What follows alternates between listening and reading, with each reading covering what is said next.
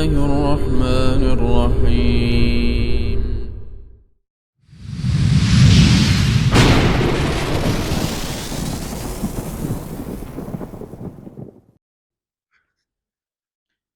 Baik, kita mulai.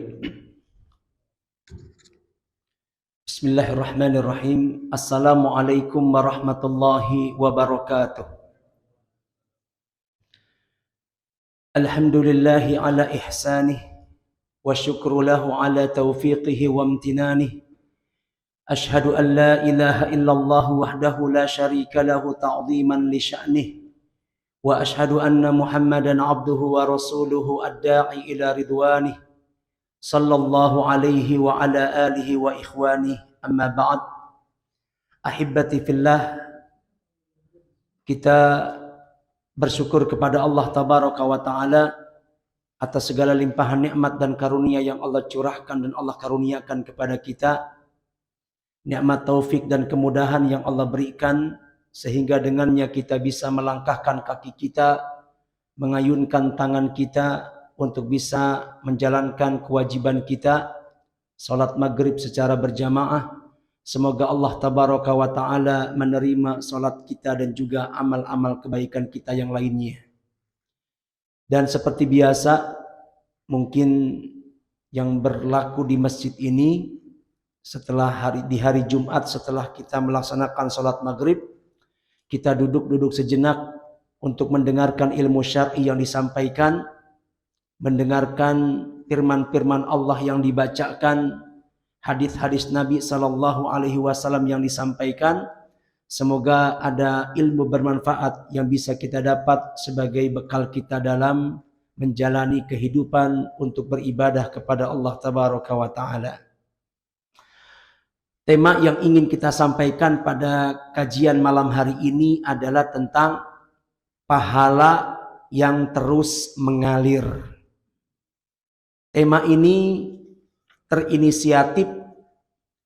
terinspirasi dari sebuah buku kecil yang ada di hadapan saya, buku hijau berjudul Jaroyanul Hasanat Ba'dal Mamat.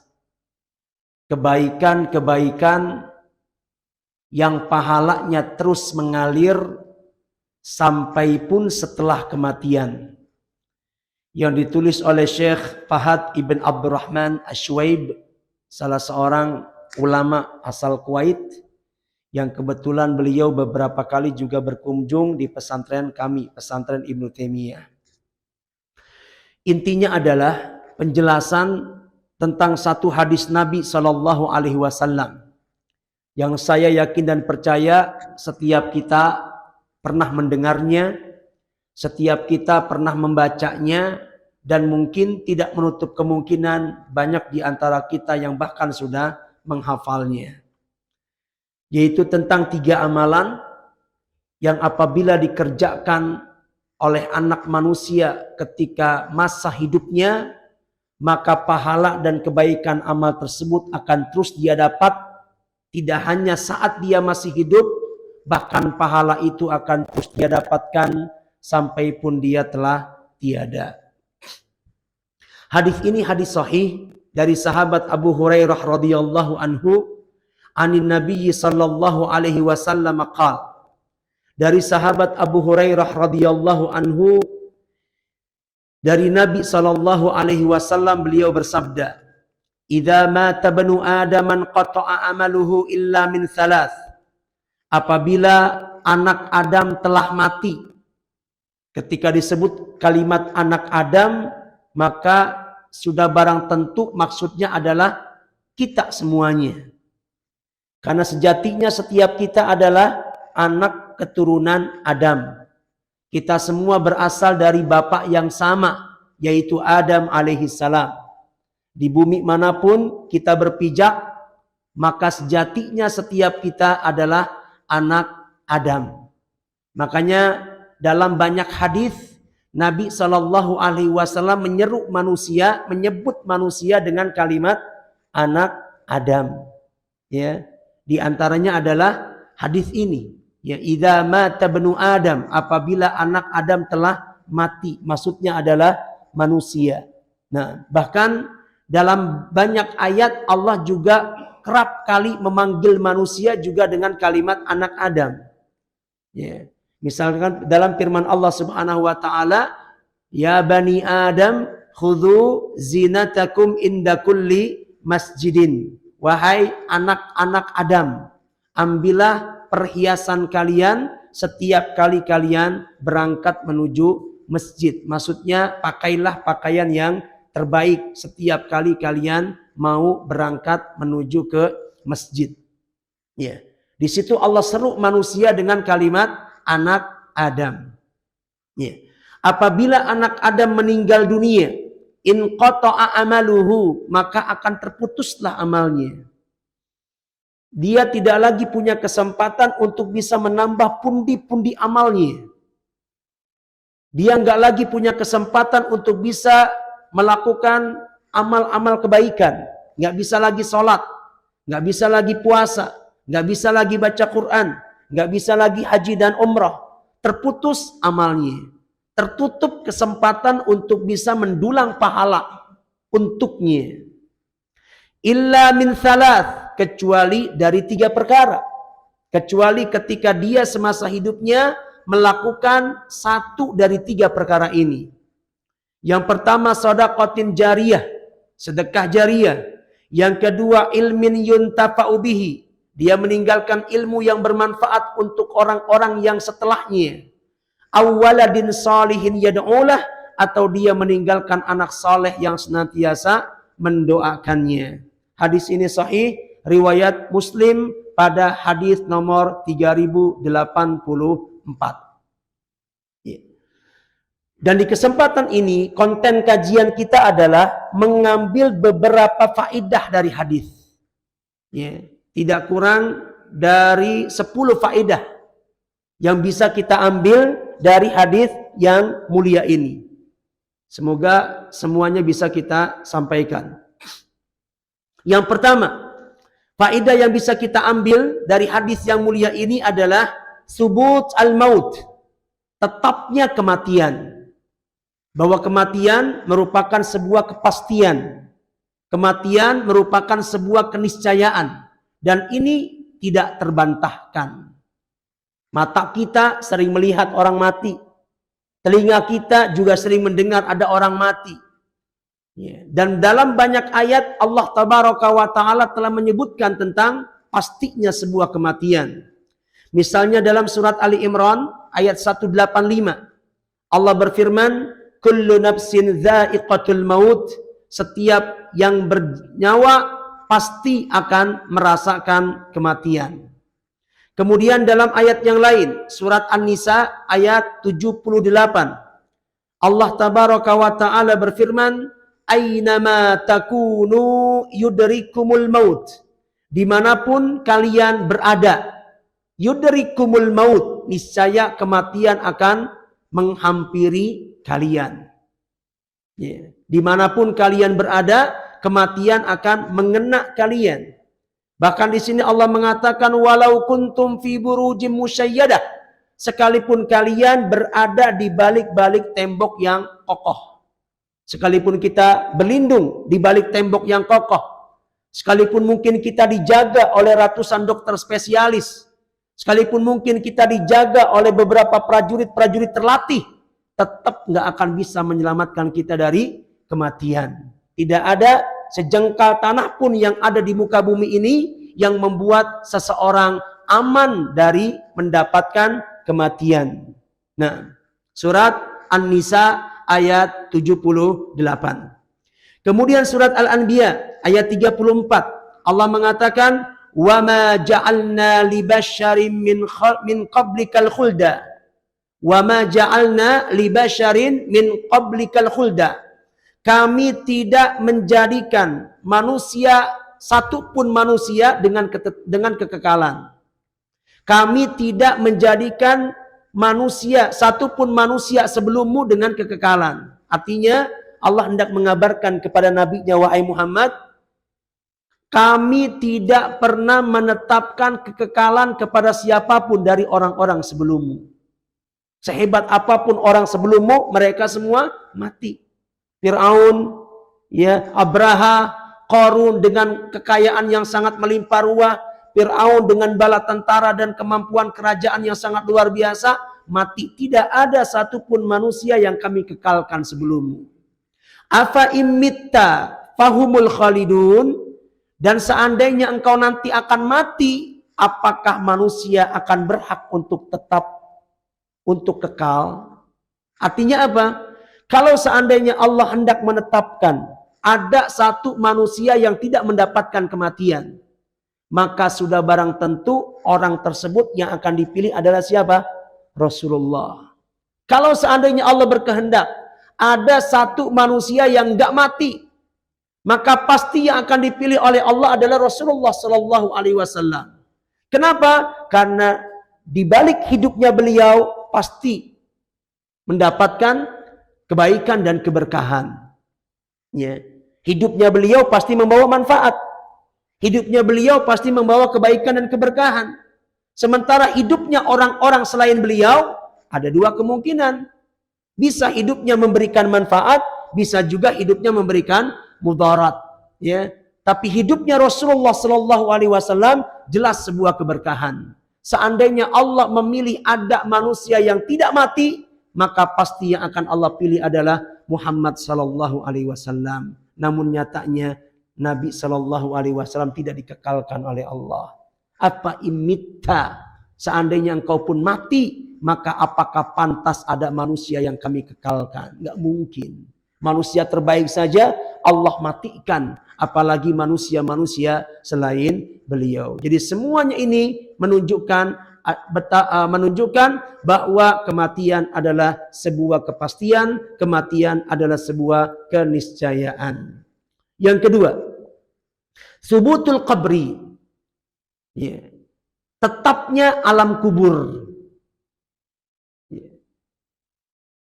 Dan iman kepada alam kubur atau alam barzakh merupakan bagian daripada iman dengan hari akhir. Adanya kehidupan di alam barzakh adalah sesuatu yang wajib untuk diimani.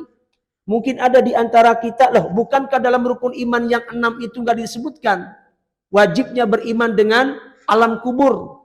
Ya, yang ada cuma iman kepada Allah, iman kepada malaikat, iman kepada kitab, iman kepada rasul, iman kepada hari kiamat, iman kepada qada dan qadar. Nggak ada di situ disebutkan wajibnya kita beriman dengan kubur, kehidupan di alam kubur. Maka kita katakan wajibnya kita beriman dengan alam kubur atau alam barzakh itu diinkludkan dengan rukun iman yang kelima, yaitu iman kepada hari akhir. Jadi pengertian atau cakupan dari iman kepada hari akhir itu bukan cuma sekedar kita percaya kiamat akan terjadi. Bukan sesempit itu pemahamannya. Tidak sesederhana itu pemahaman dari rukun iman yang kelima. Jika kita beriman dengan rukun iman yang kelima, yaitu al-imanu bil yaumil akhir, selain kita percaya kiamat terjadi, maka kita juga harus percaya hal-hal yang terkait dengannya. Ya, percaya dengan tanda-tandanya, percaya dengan kejadiannya, dan juga percaya dengan perkara-perkara yang diberitakan oleh Nabi yang terjadi setelah terjadinya hari kiamat. Apa contohnya? Hari kebangkitan. Apa contohnya? Hari perhimpunan. Apa contohnya? Adanya timbangan amal, adanya hisab, adanya sirat, adanya qantarah, adanya haud Nabi, adanya syafaat. Juga termasuk diantaranya adalah surga dan neraka. Semua itu wajib kita imani sebagai konsekuensi dari iman kita kepada hari akhir. Nggak benar ketika orang beriman kepada hari akhir cuman percaya kiamat terjadi, tapi hari kebangkitannya dia ingkari. Betul, kiamat terjadi, tapi setelah itu udah selesai kehidupan. Nggak ada lagi hari kebangkitan, nggak ada lagi hari pembalasan, nggak ada lagi tuh surga dan neraka. Jika seperti itu pemahaman dia terhadap rukun iman yang kelima, maka tidak manfaat keimanan dia. Itu satu paket yang nggak bisa dipilah-pilih. Nggak bisa seorang mengatakan kalau kiamat terjadi saya mau percaya, tapi kalau hari kebangkitan saya nggak percaya. Ya. Imannya cuma terjadi kiamat saja. Tapi apa yang terjadi setelah kiamat dia tidak mau imani. Maka ini dianggap tidak beriman dengan hari akhir. Termasuk di antara cakupan dari iman kepada hari akhir adalah beriman dengan adanya satu kehidupan setelah kehidupan dunia, yaitu kehidupan di alam barzah atau alam kubur. Ya. Dan ini merupakan salah satu dari 4 fase kehidupan yang akan dilalui oleh manusia. Jadi kita ini akan menjalani 4 fase kehidupan. Yang pertama adalah kehidupan di alam rahim. Ya. Sejak kita berusia 140 hari, ya, di perut 120 hari, mohon maaf, ya, 120 hari di perut ibu kita, Allah sudah tiupkan ruh pada kita. Ya. Dan sejak saat itu kita hidup. Ya. Allah Subhanahu wa Ta'ala sudah apa? Sudah memberikan rezeki pada kita, udah kasih makan sama kita saat kita tidak memiliki daya dan upaya untuk mencari rezeki. Tapi Allah sudah berikan rezeki sama kita. Dari mana? Dikatakan oleh Syekh Shalih Al Fauzan, itu dari tertahannya darah haid yang ada pada ibu kita.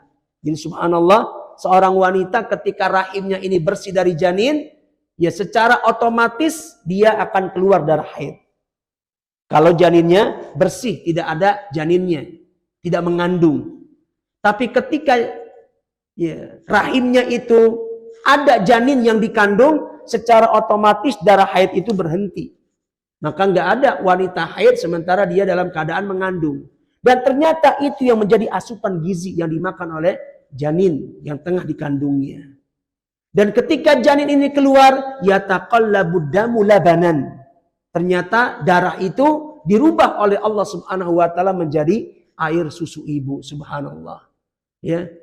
Sudah sedemikian canggihnya Allah Subhanahu wa Ta'ala mendesain reproduksi dari seorang wanita untuk bisa apa? Untuk bisa mengandung, untuk bisa melahirkan, dan untuk bisa membesarkan anak manusia sehingga dengannya dia beranak pinang. Allah sudah mendesain sedemikian rupa. Dan itu untuk kemaslahatan kita umat manusia. Intinya kehidupan ini sudah kita lalui. Setelah kita keluar dari perut ibu kita, maka kita masuk pada fase kehidupan yang kedua.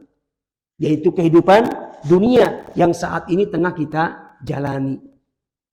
Kalau pada kehidupan di alam rahim, kita di perut ibu kita itu kurang lebih cuma 9 bulan. Ya. Sementara pada fase kehidupan kedua di dunia ini, berapa lama kita akan hidup? Di perut ibu kita 9 bulan. Di dunia berapa lama kita akan mendapatkan kehidupan? Sudah barang tentu sesuai dengan apa yang sudah Allah tetapkan untuk kita. Karena dalam hadis Abdullah bin Mas'ud, mungkin kita sudah tahu hadisnya, ya, dalam hadis Arba'in Nawawi disebutkan ketika janin yang dikandung oleh seorang wanita itu berusia genap 120 hari, yursal ilaihil malak, akan diutuslah malaikat. Untuk apa? Yang pertama meniupkan ruh pada janin tersebut, ya. Kemudian yang kedua untuk menulis dan mencatat 4 perkara untuk kita, ya. Setelah kita 120 hari genap di perut ibu kita, sudah Allah catat untuk kita 4 perkara. Di antara yang dicatat itu adalah apa? Tentang rezekinya. Seberapa banyak rezeki yang akan kita dapat sepanjang hidup kita di dunia. Seberapa banyak beras yang akan kita makan di dunia. Itu sudah ada catatannya. Ya. Dan yang kedua termasuk yang dicatat adalah apa? Ajalnya. Makanya para ulama mengatakan rezeki dan ajal itu 2 hal yang saling terkait. Nggak bisa terpisahkan. Sehingga mereka mengatakan madamal ajalu baqiyan kana rizqu atiyan. Selama ajal itu masih ada, maka rezeki pasti akan datang.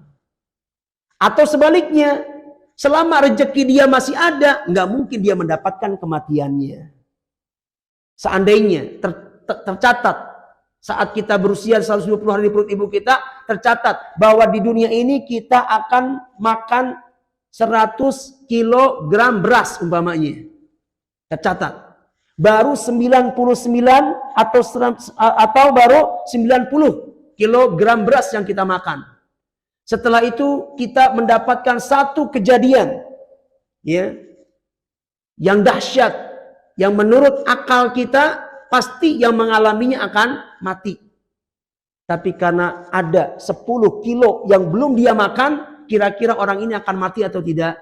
Tidak akan pernah mati. Ya, selama rezekinya masih ada, dia nggak akan mendapatkan kematian. Madamal ajalu baqiyan kana rizqu atiyan. Pun sebaliknya, selama ajal dia masih ada, rezeki pasti akan dia dapatkan. Maka rezeki ini sejatinya bukan perkara yang perlu untuk kita khawatirkan. Bukan sesuatu yang perlu kita risaukan. Jangan terlalu merisaukan dan mengkhawatirkan rezeki. Karena itu semua sudah ada ketetapannya dari Allah Jalla wa'ala. Jadi intinya, seseorang akan menjalani kehidupan ini sesuai dengan apa yang sudah ditetapkan oleh Allah. Saat kita berusia 120 hari di perut ibu kita. Namun Nabi SAW sudah memberikan aba-aba. Sudah memberikan warning tentang berapa lama rata-rata umur umat beliau. Nabi mengatakan, a'maru ummati ma baina sittina wa sab'in. Bahwa umur-umur yang ada pada umatku itu hanyalah kisaran 60 sampai 70 tahun saja. Hanya sedikit yang akan mampu untuk melampaui angka 70 tahun. Dan itu terbukti dari beliau sendiri. Beliau wafat pada usia 63 tahun. 63 itu kisaran antara 60 sampai 70 tahun. Dan itu pula yang terjadi pada Abu Bakar Siddiq radhiyallahu anhu. Ya, juga wafat pada usia yang sama 63 tahun. Usia antara 60 sampai 70 tahun saja.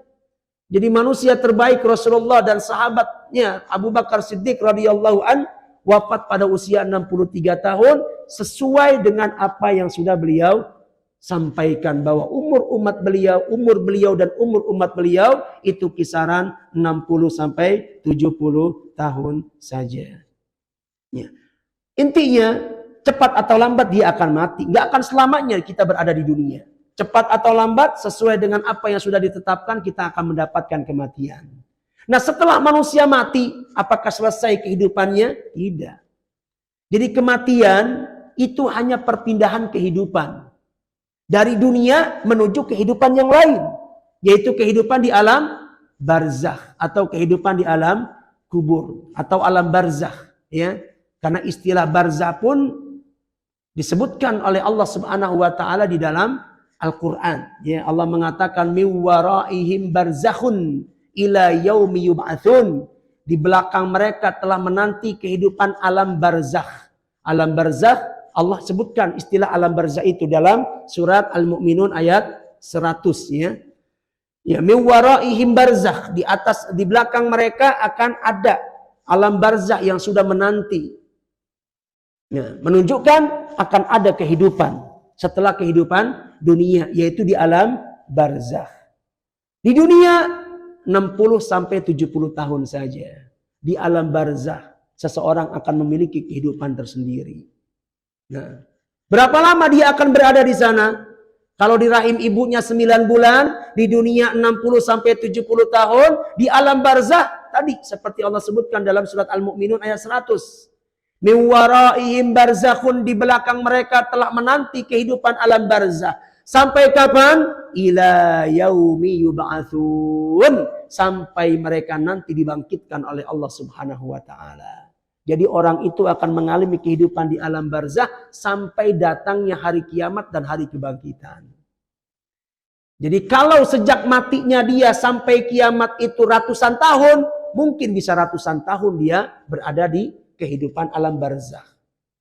Kalau jarak kematian dia dengan terjadinya kiamat sampai ribuan tahun, maka akan ribuan tahun dia akan menjalani kehidupan di alam barzakh. Sehingga dapat dipastikan kemungkinan besar kehidupan yang dia jalani di alam barzakh itu jauh lebih panjang daripada kehidupan dia di dunia. Di dunia cuma 60 sampai 70 tahun. Di alam barzakh mungkin bisa ratusan tahun. Mungkin bisa sampai ribuan tahun. Dan alam barzakh itu bukan lagi darul amal. Bukan lagi seseorang tempatnya beramal, enggak. Alam barzah itu darul jaza. Sudah tempatnya orang menerima balasan kebaikan atau keburukan yang dia lakukan di dunia. Darul amal itu hanya ada di dunia. Di dunia inilah tempatnya kita beramal. Dunia inilah tempatnya kita berbuat. Maka lakukan amal-amal kebaikan, lakukan amal-amal kebajikan, karena ini tempatnya. Nanti saat kita menjalani kehidupan di alam barzah yang jauh lebih lama, maka alam barzah itu bukan darul amal, tapi dia adalah darul jaza. Tempatnya dia akan menerima balasan dari apa yang dia kerjakan di dunia. Maka saudara-saudara kita yang saat ini mereka telah tiada, mereka punya kehidupan sendiri di alam kuburnya. Punya kehidupan tersendiri di alam barzah yang gak bisa kita analogikan dengan kehidupan dunia. Punya karakteristik tersendiri. Dan mereka ada dua kemungkinan. Bisa saat ini mereka sedang diazab sampai menanti datangnya kiamat. Dan itu sudah barang pasti, sudah barang tentu dialami oleh orang-orang kafir, oleh orang-orang musyrik. Menanti datangnya kiamat yang sampai ribuan tahun mungkin, terus dalam keadaan diazab, naudzubillah. Ya. Dan ada kemungkinan juga ada sebagian saudara-saudara kita yang saat ini sedang menanti datangnya kiamat di alam barzah, yang mereka sedang mendapatkan nikmat. Imma mu'adzab wa imma muna'am. Imma dia sedang diazab, imma dia sedang mendapatkan nikmat. Intinya dia sedang mempertanggungjawabkan, menerima balasan dari apa yang dia kerjakan di dunia. Ya. Dan yang akan mendapatkan azab kubur bukan cuman orang-orang kafir. Bukan cuman orang-orang musyrik. Orang-orang beriman pun ada kalanya dia mendapatkan azab kubur. Ya. Sampai batasan waktu yang Allah tetapkan. Ya. Atau sampai Allah subhanahu wa ta'ala ampuni dosanya. Dengan apa? Dengan permohonan ampun yang mungkin dimintakan oleh orang-orang yang hidup. Ya. Jadi seperti itu. Ada kalanya yang mendapatkan azab kubur itu bukan cuma orang kafir. Orang beriman mungkin saja dia mendapatkannya. Karena itu Nabi SAW amat sangat takut akan terkena azab kubur. Kita dapatkan betapa seringnya beliau SAW berlindung kepada Allah dari apa? Dari azab kubur. Ya, misalkan setiap kali selesai dari tahiyat akhir, tasyahud akhir, sebelum salam, ya, beliau SAW senantiasa berlindung kepada Allah dari 4 perkara. Ya. Sebelum minta ini, minta itu, doa ini, doa itu, karena kita tahu ya, setelah tasyahud akhir sampai dengan salam itu adalah waktu yang tepat untuk kita banyak memohon kepada Allah. Saat yang bagus untuk kita banyak berdoa kepada Allah. Namun sebelum kita minta ini, minta itu, hendaknya setiap kita berlindung dulu kepada Allah dari 4 perkara. Yang mana ini menjadi kebiasaan Nabi SAW. Di antara perkara yang Nabi berlindung darinya adalah apa? Azab kubur. Allahumma inni a'udzubika min azabil qabri. Baru wa min azabi jahannam wa min syarri fitnatil mahya wal mamat wa min syarri fitnatil masihid dajjal. Ya Allah, aku berlindung kepadamu dari azab kubur. Yeah. Dan ternyata Nabi bukan cuma di situ saja berlindung kepada Allah dari azab kubur. Setiap pagi. Maka dalam lapal zikir pagi dan petang yang kita baca, ya, di situ ada juga permohonan kepada Allah dari azab kubur. Rabbi a'udzubika minal kasal wa su'il kibar. Rabbi a'udzubika min azabin finnar. Terus wa min azabin fil qabr. Pertanyaannya, apa mungkin Nabi SAW begitu takutnya, begitu khawatirnya berlindung diri kepada Allah dari sesuatu yang gak ada? Seandainya azab kubur itu nggak ada, masa iya Nabi begitu takutnya dengan azab kubur? Seandainya azab kubur itu tidak ada, apa iya Nabi SAW betapa seringnya minta kepada Allah, berlindung kepada Allah dari sesuatu yang nggak ada, berlindung kepada Allah dari sesuatu yang fiktif? Mungkin nggak itu terjadi? Nggak mungkin, karena azab kubur adalah suatu kepastian, maka Nabi Shallallahu Alaihi Wasallam berlindung kepada Allah darinya. Ya, jadi ini yang kedua, tetapnya azab kubur. Nah, kemudian yang ketiga, fadilatu shadaqatin jariyah, keutamaan dari melakukan sedekah jariyah. Sedekah jariyah yang dengan sedekah itu manfaatnya bisa dirasakan oleh orang-orang setelahnya dalam jeda waktu yang cukup panjang. Bahkan pemanfaatan dari sedekah jariyah yang dia lakukan mungkin lebih panjang daripada umurnya. Ya, ini amat sangat disukai. Kenapa? Karena Allah Subhanahu wa taala tidak hanya mencatat kita dari amal-amal kebaikan yang kita lakukan, tapi Allah juga akan mencatat pahala untuk kita dari bekas-bekas kebaikan yang pernah kita tinggalkan. Karena sedekah jariyah itu bagian daripada peninggalan kebaikan yang kita tinggalkan. Dan ini akan menjadi cara Allah untuk senantiasa memberikan pahala kebaikan buat kita. Perhatikan firman Allah dalam surat Yasin ayat 14. Ya. Allah mengatakan wa naktubu ma qaddamu. Kami akan mencatat apa saja yang mereka kerjakan. Apapun yang mereka kerjakan kami akan catat. Kebaikan-kebaikan apapun yang mereka lakukan kami akan catat dengan pahala-pahala. Apakah Allah akan mencatat untuk kita dari amal kebaikan yang kita lakukan saja? Tidak. Lihat kalimat berikutnya. Wa atharohum.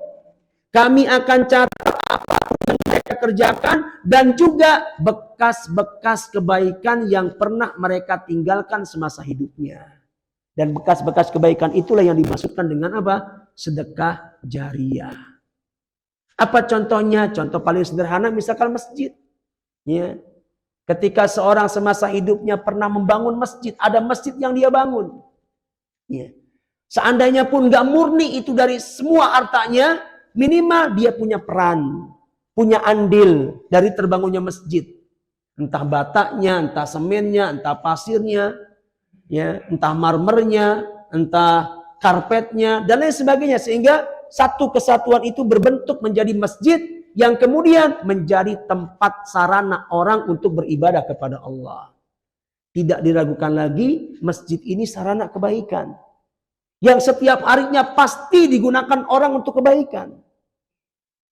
Setiap hari ada orang sholat di sini.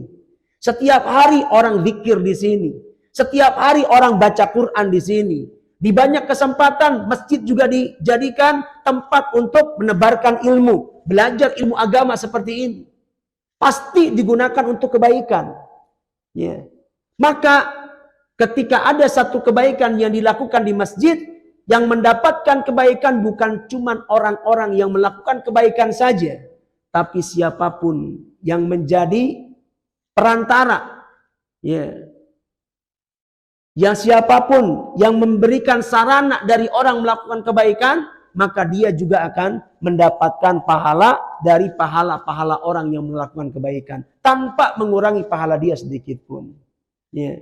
Ini dinamakan dengan apa? Sedekah jariyah. Yang dapat dipastikan umur masjid ini lebih tua dan lebih lama daripada umur kita. Ya. Umur kita mungkin sampai 60-70 tahun saja.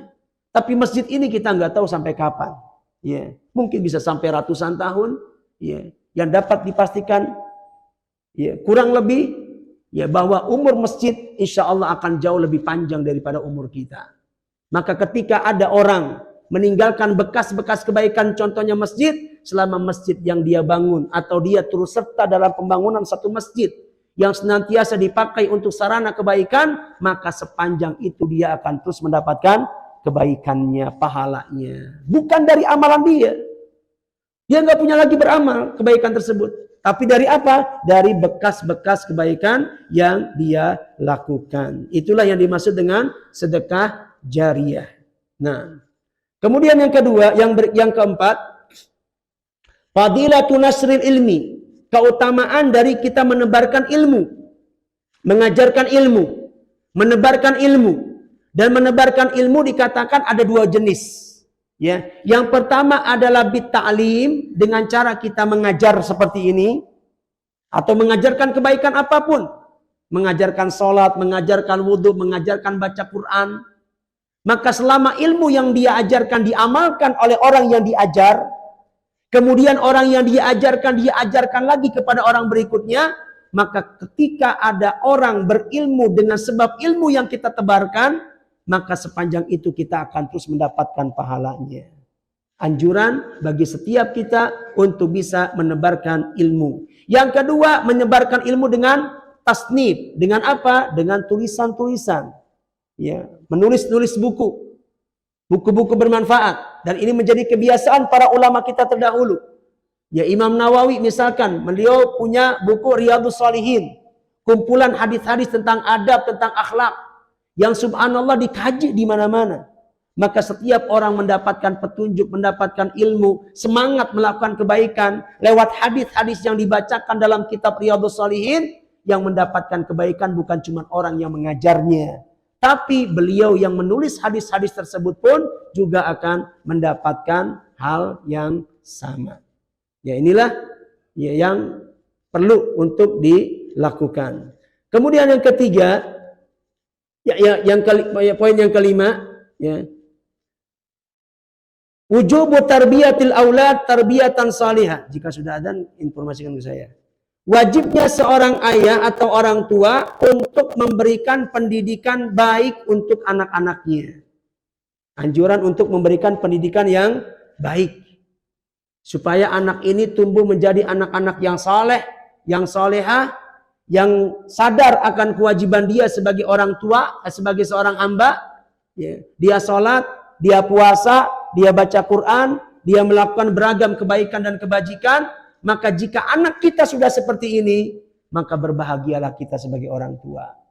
Selama dia melakukan kebaikan, kita sebagai orang tua juga akan mendapatkan pahala yang sama tanpa mengurangi pahala anak kita sedikit pun. Loh, kok bisa Ustaz? Ya. Bukankah setiap orang itu hanya mendapatkan pahala dari apa yang dia lakukan? Bukankah Allah mengatakan wa an laisa lil insani illa ma sa'a? Manusia tidak mendapatkan kecuali dengan apa yang dia usahakan.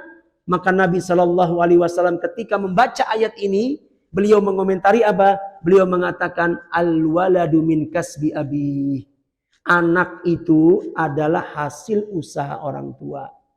Seseorang tidak akan mendapatkan pahala kecuali dari apa yang dia usahakan. Anak itu, kata Nabi, adalah hasil usaha orang tua. Sehingga apapun yang dilakukan oleh seorang anak dari amal-amal kebaikan, maka setiap orang tua sangat pantas, sangat berhak, sangat layak untuk mendapatkan kebaikan dan pahala dari kebaikan-kebaikan yang dilakukan oleh anak-anaknya. Baik orang tuanya ini masih hidup ataupun sudah meninggal dunia. Anak kita sedang sholat, anak kita dapat pahala. Kita pun orang tua dapat pahala yang sama. Baik kitanya masih hidup ataupun kitanya sudah mati. Itulah apa? Beruntungnya kita memiliki anak-anak yang baik, anak-anak yang saleh. Maka ini anjuran bagi setiap kita untuk memberikan pendidikan terbaik buat anak-anak kita sehingga mereka bisa tumbuh menjadi pribadi-pribadi yang saleh yang diharapkan menjadi investasi amal berharga buat kita baik saat kita masih hidup ataupun saat kita telah tiada. Nah, dan sudah barang tentu adzan. Baik, adzan terlebih dahulu, kita nanti ambil barang 10 menit dan nanti kita lanjutkan sedikit. Ya, baik, saya lanjutkan sedikit. Ya, tadi disebutkan bahwa perlu kita sebagai orang tua untuk berupaya mendidik anak kita agar anak kita tumbuh menjadi anak-anak yang baik. Dan sudah barang tentu untuk bisa menjadikan anak baik itu butuh proses. Proses yang pertama, kebaikan dan kesolehan itu sudah barang tentu harus diawali dari kita sebagai orang tua. Kita menginginkan anak kita baik, maka kebaikan itu harus diawali oleh kita. Ya, karena anak itu merupakan bayangan kita. Kalau kitanya nggak baik, bagaimana mungkin kita berharap anak kita menjadi anak yang baik? Orang Arab mengatakan, kaifa yastaqimu zillu wa amuduhu a'waj. Bagaimana mungkin kita mengharapkan ada bayangan yang lurus, sementara bendanya bengkok? Ya, ada benda bengkok, bayangannya pasti bengkok.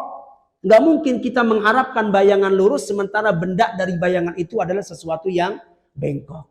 Ya, kita ini adalah benda, sementara anak itu adalah bayangan kita. Lurus tegaknya anak kita akan sangat bergantung dari lurus tidaknya kita sebagai orang tua. Jika kita sebagai orang tua sudah menjadi orang tua yang baik dan soleh, insya Allah Allah Subhanahu Wa Taala dengan sangat mudah akan menjadikan anak kita sebagai anak-anak yang baik.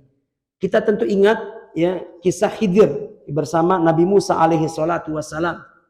Ya, ketika ingin bertamu ke sebuah perkampungan ditolak oleh penghuni kampung.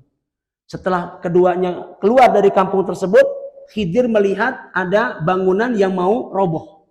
Ya. Kemudian ditegakkan oleh Khidir. Diprotes sama Nabi Musa. Orang ini, penduduk kampung ini sudah menolak kita. Nggak mau menemui kita. Nggak mau menerima kita sebagai tamu. Kenapa engkau tegakkan dindingnya? Biarkan saja. Bahkan kalau perlu engkau rubuhkan untuk kita bisa melampiaskan kekecewaan kita. Tapi beliau malah meneruskan.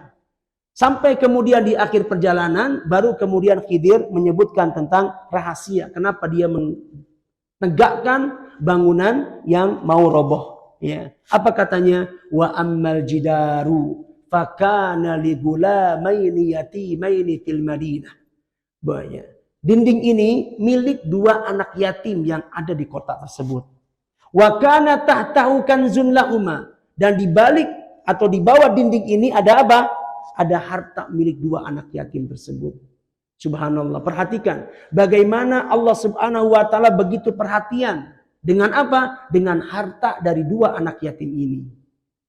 Sehingga ketika harta tersebut ini nggak aman dari pencurian, diwahyukan oleh Allah kepada Khidir untuk kembali menutupnya biar terjaga.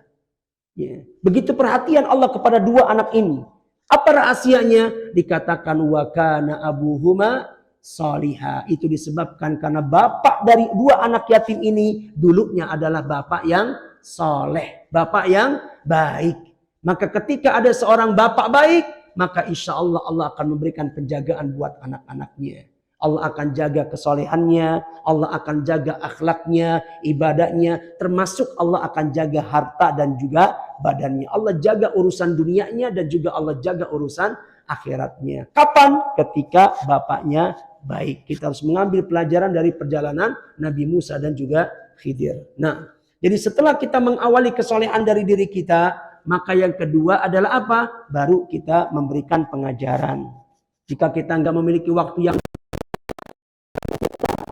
lembaga pendidikan, ya sekolah-sekolah, pesantren yang kita yakini memberikan pendidikan yang komprehensif buat anak kita. Dari akidahnya, manhajnya, adabnya, akhlaknya, ibadahnya, dan lain semuanya. Ya kita titipkan pada lembaga-lembaga tersebut. Dan yang ketiga, jangan lupa untuk banyak berdoa kepada Allah. Ya, jangan kemudian ketika kita masukkan anak kita ke pesantren, kita tenang anak kita keluar pasti soleh, pasti baik, pasti rajin ibadah, pasti baik akhlaknya. Belum tentu. Tetap ya angkat tangan kita, minta kepada Allah kebaikan dan kesolehan buat anak-anak kita. Apa yang perlu kita minta? Banyak. Kita patut banyak mengambil pelajaran dari Ibrahim alaihi salatu wassalam. Ya, minimal kita membaca doa-doa kebaikan. Doa yang pernah dibaca oleh Nabi Ibrahim. Di antaranya adalah doa yang beliau baca yang dikutip oleh Allah dalam surat As-Saffat ayat 100 ya. Yang Allah Nabi Ibrahim mengatakan Rabbi habli minas solihin. Ya Allah karuniakan kepadaku anak-anak yang saleh ya. Atau dalam kesempatan yang lain Nabi Ibrahim juga mengatakan Rabbi ja'alni muqimas salati wa min dzurriyyati rabbana wa taqabbal du'a. Wahai Rabb kami, jadikanlah aku sebagai orang yang mampu menegakkan salat, demikian juga anak-anakku. Ya. Demikian pula anak-anakku. Minimal doa ini yang kita baca. Atau kita juga bisa membaca doa yang pernah dipanjatkan oleh Nabi Zakaria. Dengan satu doa yang sangat indah sampai Allah mengabadikannya di dalam Al-Quran. Ya surat Ali Imran ayat 37 ya. Ya Rabbi habli min ladunka dzurriyyatan thayyibatan innaka sami'ud du'a. Wahai Rabbku, karuniakan kepadaku dzurriyyatan thayyibah, anak-anak yang baik, min indik, dari sisimu, innaka sami'ud du'a, sesungguhnya engkau maha mendengar permohonan. Atau yang keempat, kita berdoa dengan satu doa yang biasa dipanjatkan oleh para ibadur rahman. Ya, dalam surat Al-Furqan, di akhir-akhir surat Al-Furqan, Allah menyebutkan bahwa di sana ada yang namanya ibadur rahman, hamba-hamba Allah yang maha pengasih. Disebabkan karena mereka adalah orang-orang yang memiliki karakter-karakter baik. Nanti bisa dibaca itu di akhir surat Al-Furqan tentang sifat-sifat dan karakter para ibadur rahman yang Allah puji mereka dalam ayat ini.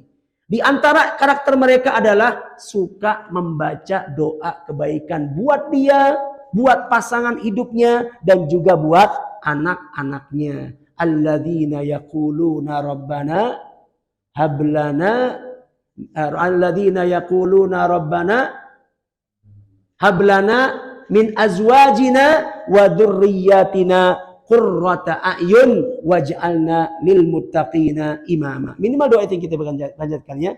Rabbana hablana min azwajina wa dzurriyyatina qurrata a'yun waj'alna lil muttaqina imama. Yang terakhir, faedah yang terakhir adalah wajibnya kita berbakti sama orang tua, ya. Dan bakti sama orang tua itu bukan sampai orang tua mati, tapi sampai kita mati. Artinya apa? Ketika orang tua mati pun ada kewajiban kita berbakti. Caranya sudah barang tentu adalah mendoakan mereka, ya. Minta istighfar, ampunan kepada Allah untuk mereka. Dan tahukah kita kebaikan yang Allah berikan buat para orang tua yang anaknya gemar memohonkan istighfar kepada Allah. Nabi SAW mengatakan, ya, innal abda la turfa'u darajatuhu fil jannah. Nanti akan ada seorang yang diangkat begitu tinggi derajatnya di sorga. Ada orang tua yang derajatnya diangkat oleh Allah di sorga dengan derajat yang begitu tinggi.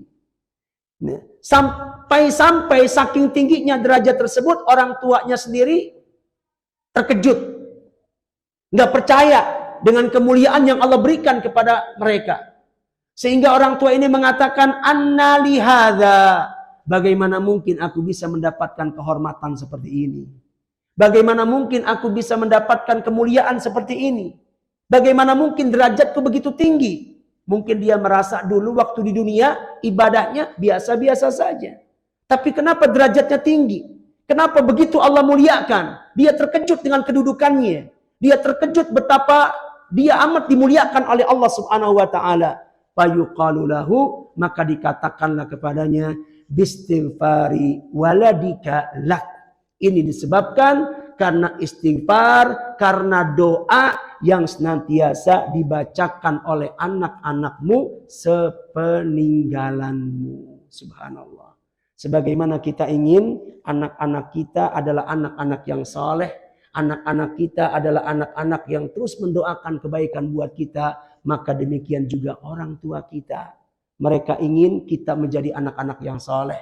Mereka ingin kita juga senantiasa membacakan istighfar, memohonkan ampunan kepada Allah untuk mereka. Semoga dengan itu Allah ampuni dosa dari kedua orang tua kita, yang seandainya pun dengan dosa-dosanya dia melakukan dosa-dosa itu di dunia, dia mendapatkan azab kubur, maka dengan istighfar anak Allah akan angkat azabnya. Allah akan hentikan azabnya dan tidak menutup kemungkinan Allah akan ganti dari azab menjadi nikmat. Dan endingnya nanti dengan doa-doa anak, orang tua akan dimasukkan ke dalam sorga. Bukan cuma sekedar masuk, Allah akan tinggikan derajatnya. Wallahu ta'ala alam bisawab. Sebenarnya masih ada beberapa faedah yang belum tersampaikan. Namun poin-poin pentingnya kurang lebih sudah disampaikan. Semoga bermanfaat. Wassallallahu ala nabiyyina Muhammadin wa ala alihi wa sahbihi ajma'in. Tutup? Ya, kita tutup. Ada pertanyaan? Di sini ada. Betul, barangkali kalau memang satu aja mungkin. Kalau memang ada lah. Betul. Masya Allah. Baik. Ya, kalimat walad itu memang maksudnya adalah anak. Maka sejatinya ada faedah yang belum sempat tersampaikan di sini, maksudnya yang ada faedah penting sebenarnya yang juga belum tersampaikan. Apa itu? Yakni tentang fadilatu injabil walad, ya, keutamaan dari seseorang memiliki anak. Dengan dia punya anak, dia punya kesempatan untuk mendapatkan investasi amal dari anak-anaknya. Ya, pentingnya kita punya anak agar kita punya kesempatan mendidik mereka dan dia menjadi investasi amal buat kita. Ya. Namun sejatinya yang namanya doa dari orang yang hidup kepada orang yang mati, bukan yang sampai itu bukan cuma dari anak ke orang tua. Dari siapapun orang-orang yang hidup, dia berdoa untuk kebaikan si mayit, insya Allah akan sampai, akan bermanfaat. Makanya di dalam surat Al-Hasyr Allah Subhanahu wa taala menyebutkan Rabbana ighfir lana wa li ikhwanina alladzina sabaquna bil iman wa la taj'al fi qulubina ghillan lil ladzina amanu. Ya, Rabbana ighfir lana wa li ikhwanina. Ya Allah, ampunilah kami dan juga saudara-saudara kami yang mendahului kami dalam keimanan. Disebutkan oleh ahli tafsir bahwa yang dimaksud dengan saudara-saudara yang mendahului maksudnya adalah apa? Mamatuhum wa hayatuhum. Orang-orang yang masih hidup dan orang-orang yang telah meninggal dunia. Jadi manfaatnya doa dari orang yang hidup kepada orang yang mati bukan cuma sekedar orang yang memiliki kekerabatan. Sekalipun nggak punya kekerabatan, insya Allah doa itu akan bermanfaat. Namun akan memiliki keutamaan tersendiri jika yang mendoakan itu adalah anak kepada orang tuanya. Maka buat kita yang tidak memiliki anak, ya jangan bersedih, jangan berkecil hati. Semoga doa-doa kebaikan ya itu akan kita dapatkan dari ya manusia-manusia yang lainnya, kerabat kita, tetangga kita, teman majelis kita dan lain sebagainya. Wallahu taala alam bisawab. Demikian yang bisa kami sampaikan. Subhanakallahumma. Masya Allah, jadi lama gini. Pertanyaan. Masya Allah. Gak apa-apa ya, gak apa-apa. Ya, satu lagi aja lah. Ya. Nah, ya bersedekah atas nama anggota keluarga yang telah meninggal, apakah diterima? Ya termasuk yang diterima sedekah ini, wallahu taala alam. Ya, termasuk yang diterima kebaikan-kebaikan yang kita lakukan, yang kemudian ya sebagiannya atau amal-amal tersebut wabil khusus ini adalah kerabat, ya kerabat, apalagi juga jika dia sebagai seorang anak, ya bersedekah yang kemudian dia hadiahkan pahalanya untuk orang-orang yang telah meninggal dunia, maka insya Allah sedekah ini termasuk yang sampai. Sedekah, haji, kurban itu termasuk yang sampai. Adapun dalil-dalil selain itu maka tidak ada. Ketika tidak ada dalil yang menyebutkan, maka yang lebih baik tidak diamalkan. Misalkan sholat, ya seorang melakukan sholat khusus yang kemudian sholat itu dia hadiahkan kepada orang yang telah meninggal dunia. Untuk sholat, wallahu ta'ala alam, belum ada dalil yang menetapkan dengan itu. Yang ada adalah puasa, yang ada adalah sedekah, kemudian juga haji juga disebutkan beberapa dalilnya, dan juga termasuk juga adalah kurban, ya. Apalagi jika kurban itu sebagai wasiat. Artinya orang yang meninggal tersebut sebelum meninggalnya dia sudah berwasiat kepada orang-orang dari keluarganya untuk nanti dikurbankan, kurban atas nama dia. Maka ketika ini menjadi sebuah wasiat akan lebih utama lagi untuk dilakukan. Maka sekali lagi sedekah dan amal-amal ibadah yang ada ketetapannya itu termasuk amal-amal yang insya Allah akan sampai buat orang-orang yang telah meninggal dunia. Termasuk juga adalah doa. Wallahu ta'ala alam bisawab. Subhanakallahumma wa bihamdik. Asyhadu an la ilaha illa anta astaghfiruka wa atubu ilaik. Wassalamualaikum warahmatullahi wabarakatuh.